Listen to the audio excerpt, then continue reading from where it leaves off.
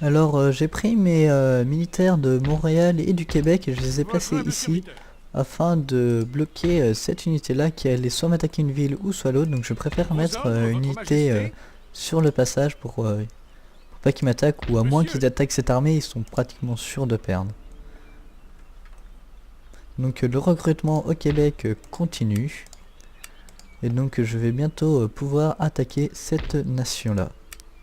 J'aimerais bien récupérer assez rapidement les terres, comme ça c'est un ennemi en moins.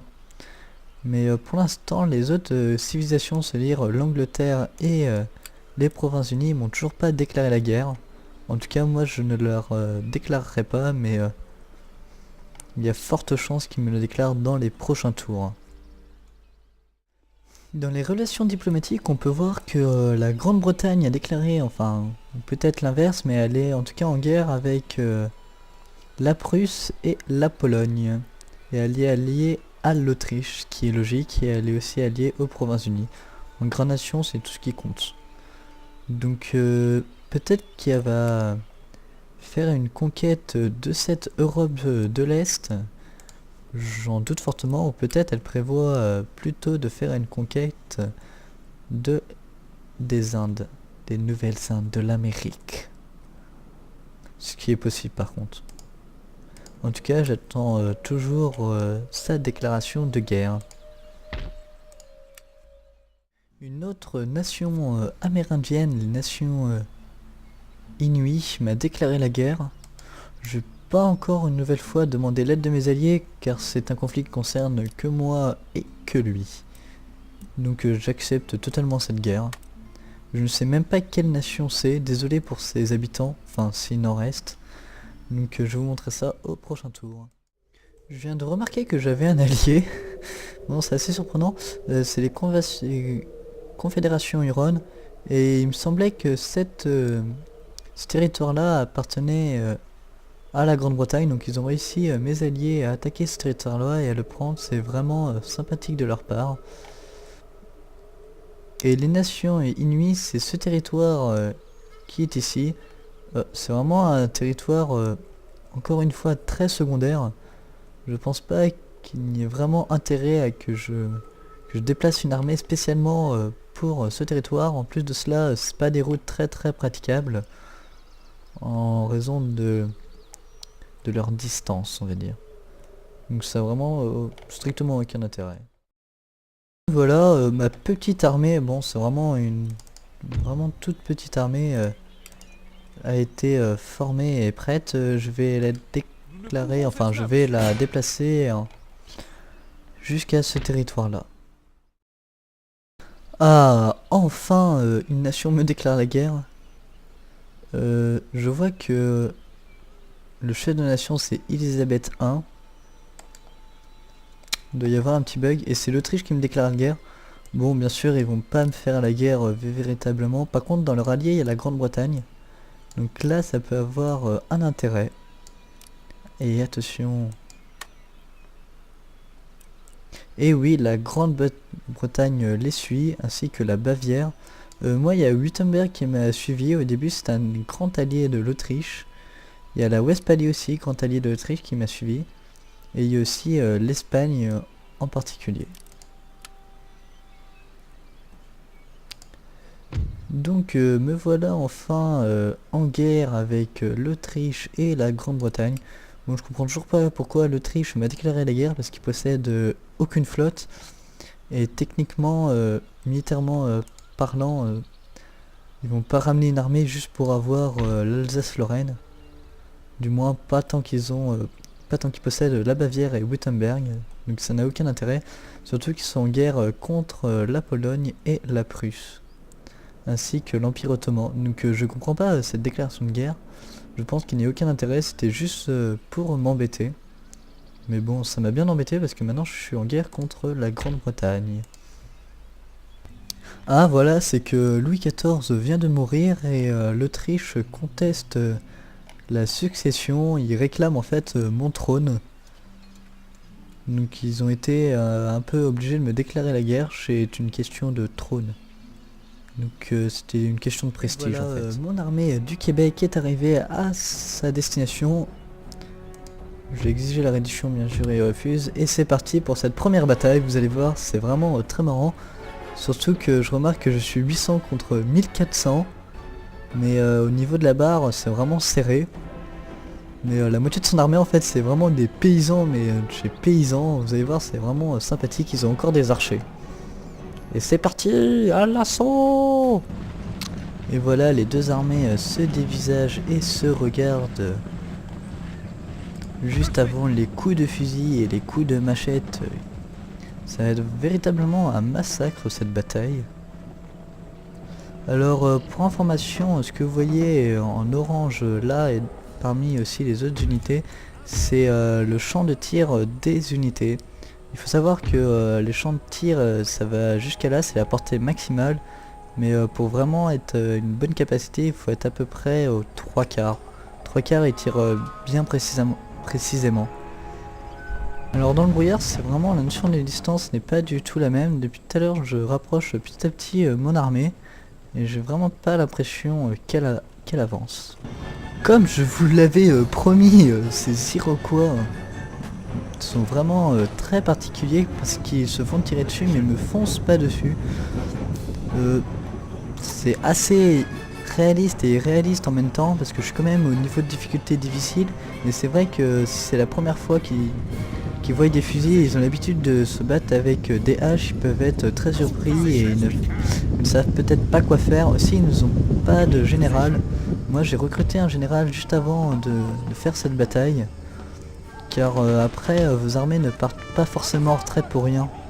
Donc ça peut être utile d'avoir un général et je vous conseille souvent d'en faire un. Pour des campagnes, ça veut dire que là je vais faire la campagne des Nord-Amérindiens ou même pour des batailles importantes. Et voilà, la première charge des colons ont été faites et ils me chargent très violemment. Vous pouvez voir un combat d'une intensité extrême. Et voilà, ils partent déjà en retraite, c'est des petits joueurs. Je suis en train d'adopter une formation toute particulière, c'est-à-dire que je vais avancer ces 5 unités en enveloppant et je vais garder 2 unités de réserve au cas où qui me chargent. Comme ici, ils font des feintes de chargement des fois, donc je vais tout de suite la retirer. Je reconnais de mettre une ligne en avant et une ligne derrière, c'est vraiment très pratique au niveau pour contrer les charges. Mais après je vois que beaucoup de mes unités meurent, c'est-à-dire que quand même 3 unités ont perdu 30 soldats. À cause de mes propres tirs. Bon certes après l'ennemi n'arrive pas à percer mes lignes, mais c'est vrai que c'est dommage quand même, c'est des unités mortes un peu pour rien je trouve. Parce que c'est moi qui les tue. Mais bon, je pense que ça vaut quand même le coup de garder une unité qui tue de temps en temps ses alliés. Pour éviter toute charge, parce que s'ils chargent tous à un même endroit, c'est ce qu'ils font souvent. Et ben il faut une percée et après il n'y a rien pour refaire parce qu'ils sont un peu partout et ils enveloppent vraiment très bien l'armée adverse. Bon, un petit conseil aussi contre les Amérindiens, c'est toujours de laisser une unité pour protéger le général, car dans mes souvenirs, dans mes vagues souvenirs que j'avais joué en Perte-à-Loire, souvent la cavalerie faisait des contours ou faisait des percées dans l'armée et attaquait directement le général. Donc je vais essayer de le protéger au maximum. C'est là où on remarque que la technologie n'est pas du tout la même. Eux ils sont avec des archers et des flèches en bois. Et moi je suis avec des fusils nouvelle génération, technologie moderne. Niveau de l'uniforme aussi c'est pas les mêmes. Ça c'est l'uniforme typique des unités coloniales formées.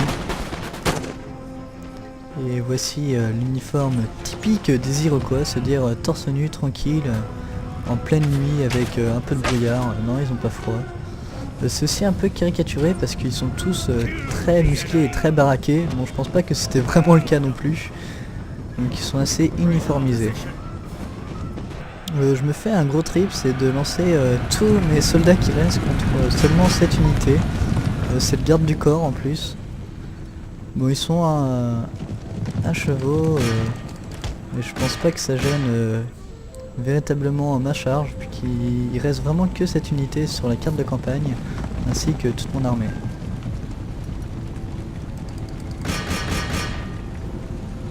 Et ouais, ils sont en train de fuir et ils battent à moitié en retraite, mais ça c'est un peu pas très fair play, hein, je trouve, de sa part.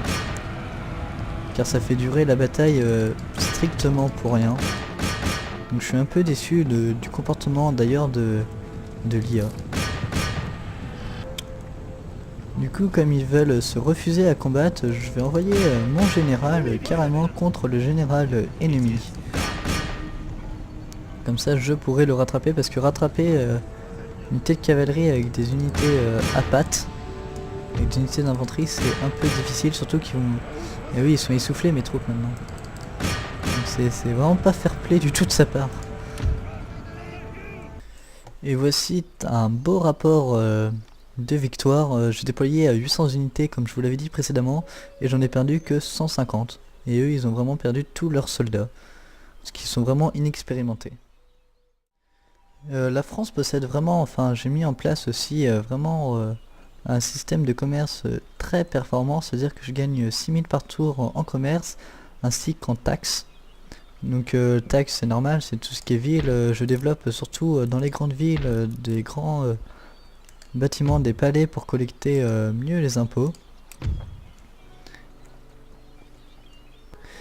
Et voilà, le Portugal vient de mourir au 8e tour par l'Espagne. L'Espagne a attaqué Lisbonne.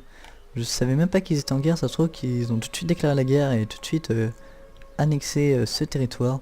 C'est vraiment bien, parce que l'Espagne c'est vraiment mon plus fidèle allié, l'une des plus puissantes nations. D'ailleurs c'est la deuxième plus puissante nation après la mienne. Bon, au début il faut vraiment avoir 10-15 ans de recul pour savoir qui est vraiment la meilleure puissance, parce qu'au début ça n'a pas trop d'intérêt de prendre ces chiffres tels quels.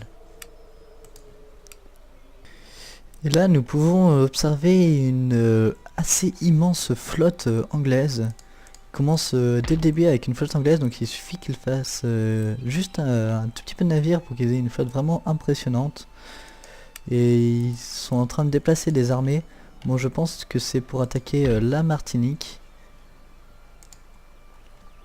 Et j'attends plus que dans ce territoire les rebelles se calment, parce que si j'enlève mes unités militaires comme ceci, il y a des grands risques de rébellion. D'ailleurs ils vont se rebeller, donc je préfère les laisser dans cette ville et attendre que les rébellions se calment.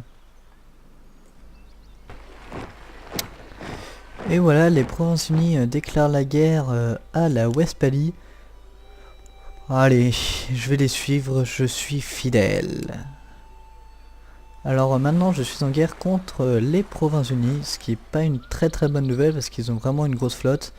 Mais si je refuse toutes les guerres, c'est vrai que ça n'a plus trop d'intérêt. Et voilà, les Nations Unies que je disais, cette nation était inoffensif et inutile, ne se révèle pas si inoffensif que ça, parce qu'ils viennent de faire une armée et ils l'envoient tout droit vers ma ville. Cette ville c'est pas vraiment très important, mais elle m'apporte quand même 500 d'impôts par tour, donc c'est pas négligé quand même. Donc j'espère pouvoir faire face, car ramener une armée pourrait mettre déjà plusieurs tours et ce serait vraiment pénible, et j'ai vraiment pas envie de faire ça. Donc je suis en train de recruter une armée de ce côté là, et je vais envoyer via mes navires de transport des renforts. Et voilà une nouvelle bataille. Cette fois-ci je suis pratiquement 500 et ils sont 450, mais je vois qu'ils ont des unités de cavalerie. Donc bien sûr je vais faire l'attaque. Et voilà, les Provinces-Unies déclarent la guerre à la Westphalie. Allez, je vais les suivre, je suis fidèle. Alors maintenant je suis en guerre contre les Provinces-Unies, ce qui n'est pas une très bonne nouvelle, parce qu'ils ont vraiment une grosse flotte. Mais si je refuse toutes les guerres, c'est vrai que ça n'a plus trop d'intérêt.